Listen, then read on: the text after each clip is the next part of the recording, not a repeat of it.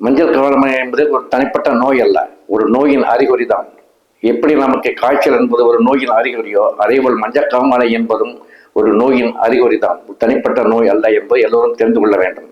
நம் உடம்பில் பிலிரூபின் என்ற இரத்தத்தின் அளவு அதிகமாகும் பொழுது நமக்கு மஞ்சள் காமாலை ஏற்படுகிறது. இதற்கு மஞ்சள் காமாலை ஏற்படுகின்ற எந்த நோய் என்பதை கண்டறிந்து அதற்குரிய வைத்தியத்தை செய்தால்தான் நாம் திறம்பட ஏற்பட முடியும். இதற்குள்ள அறிகுறிகள் என்ன என்றால், நமது கண்ணில் உள்ள வெள்ளை நிறத்தில் மஞ்சள் காமாலை மஞ்சள் நிறம் அதிகமாக ஏற்படும். சிறுநீர் கழிக்கும் பொழுது மஞ்சள் நிறம் அதிகமாக இருக்கும். இதை கண்டு நாம் மஞ்சள் காமாலை இருக்கும் என்பதை ஓரளவு நாம் ஊகித்துக் கொள்ளலாம். மஞ்சள் காமாலைக்கு வேண்டிய பரிசோதனைகள் பல ரத்தத்தில் கண் செய்து கொண்டு கல்லீரல் எந்த அளவுக்கு பாதிப்பு ஏற்படுகிறது என்பதை நாம் கண்டுகொள்ளலாம். இதற்கு வேண்டிய தடுப்பூசிகளும் இருக்கின்றன. ஹெப்படைட்டிஸ் ஏ, ஹெப்படைட்டிஸ் பி போன்றவற்றுக்கு தடுப்பூசிகள் நிறைய இருக்கின்றன. இவற்றை நாம் சரிவர செய்து கொண்டால் மஞ்சள் காமாலையிலிருந்து நாம் தப்பித்துக் கொள்ளலாம்.